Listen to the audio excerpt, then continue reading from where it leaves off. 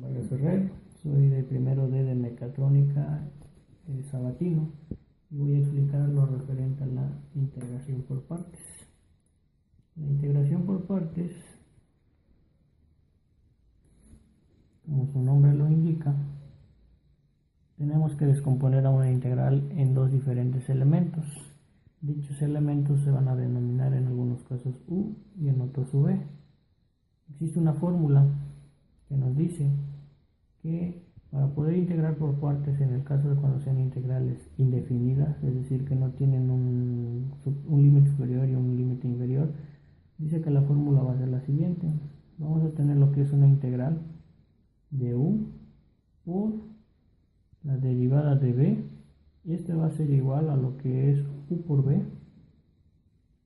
menos la integral de v por la derivada de u. Ahora, existe un concepto que en días anteriores nos habían mencionado para poder encontrar lo que es u y v. Hay como una regla, así como existía el SOHCAHTOA para lo que era trigonometría, existe algo que se le conoce como un hilate. Esto nos va a poder determinar en una función, en una integral, quién es u y quién es v, dependiendo del orden de aparición. Es lo que significa este hilate y significa lo que es una inversa, principalmente para arco tangente, arco seno, etcétera. Para inversas trigonométricas, L significa logarítmica, A aritmética o algebraica, perdón, T de trigonométrica y E de exponencial. Esta nomenclatura nos va a servir, como mencionaba ya anteriormente, para poder determinar quién va a ser U y quién va a ser V. Veamos un ejemplo de cómo se resuelve esta integración por partes. Supongamos que tenemos la siguiente integral. Una integral de x por e a la 5x derivando x.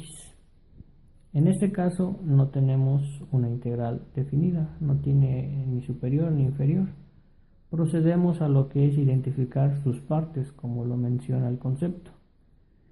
Identificamos esta primera parte e identificamos esta segunda parte. Para poder determinar quién es u y quién es v, necesitamos aplicar el famoso hilate. X es una función algebraica, por así decirlo, o aritmética, como lo queramos interpretar.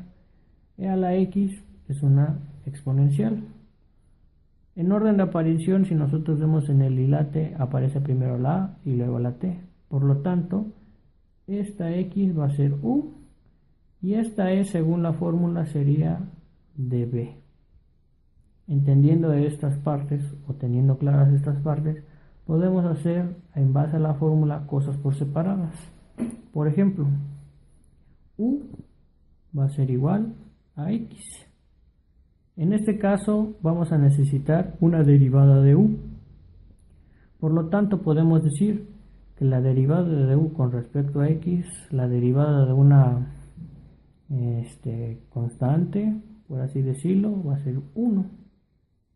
Y ahora necesitamos despejar, por así decirlo, y tener únicamente de u, como dice la fórmula. Por lo tanto, de x está dividiendo, pasaría multiplicando y nos quedaría como resultados de u va a ser igual a dx. ¿Por qué dx? Porque 1 por dx pues nos va a quedar dx. Ahora, ya hemos encontrado una parte que es u, una parte que es de u. Nos faltaría encontrar v. Para poder encontrar v, según la fórmula nosotros tenemos db. Esto va a corresponder a e a la 5x por su derivada de x.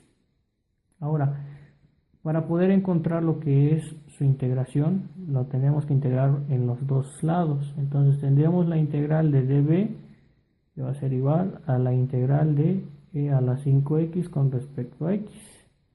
Tendríamos que hacer la integración de estos. Al integrar db se eliminaría esto y solamente nos quedaría v. Y esto va a ser igual.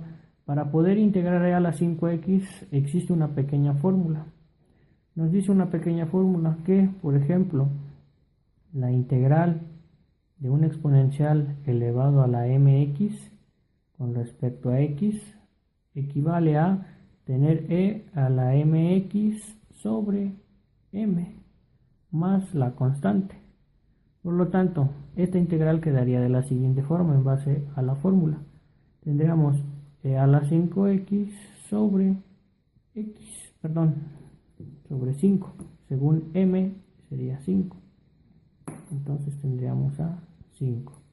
Ahora, tenemos ya todas las partes en base a la fórmula. Tenemos u, tenemos du, tenemos db y tenemos b. Procedemos a sustituir en la fórmula. Decimos u, la integral de u, que es x por db, que sería e a la 5x, y nos quedaría nuestra integral original, por así decirlo, va a ser igual a u, que corresponde a x. Este va a multiplicar a v. ¿Quién es v? V dijimos que era e a la 5x, e a la 5x sobre 5, que es esto, menos la integral de v por du. V, volvemos a tener e a la 5x menos 5 por du, y du es de x. Ahora, sustituyendo todo lo que es los términos en nuestra fórmula, procedemos a hacer las operaciones correspondientes. Y por ejemplo, esto equivale a tener x por e a la 5x, podríamos tener x por e a la 5x sobre 5, menos esto equivale a tener un quinto, el cual podemos sacar afuera de la integral. Tendríamos un quinto de la integral de e a la 5x por dx. Podemos resolver esta integral y quedaría de la siguiente forma. Volvemos a poner x e a la 5x sobre 5 menos un quinto. La integral de la e a la 5x tenemos una fórmula, por lo tanto volvería a quedar por e a la 5x sobre 5 más c, que es la constante. Y podemos hacer nuevamente la operación o reducción de términos. X por e a la 5x sobre 5 menos 1 por e sería e a la 5x, y 5 por 5 nos daría 25 más c. Esto podría quedar hasta acá, pero también podemos hacer una reducción. Tenemos denominadores los cuales tienen un mismo multiplicador, por así decirlo, y podríamos hacer su común denominador. Por lo tanto, si observamos, tendría que ser 25, y tendríamos, por ejemplo, 25 entre 5 nos daría 5 por e a la 5x por e a la 5x nos daría 5x e a la 5x menos 25 entre 25 equivale a 1 por e a la 5x nos daría e a la 5x más la constante.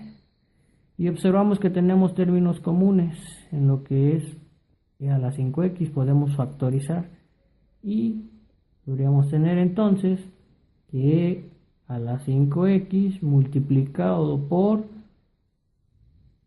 x menos 1. Perdón, no es x.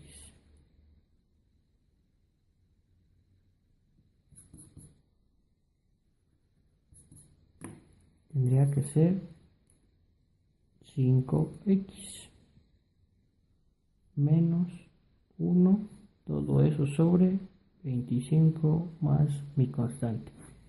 Y ese sería el resultado de mi integración por partes.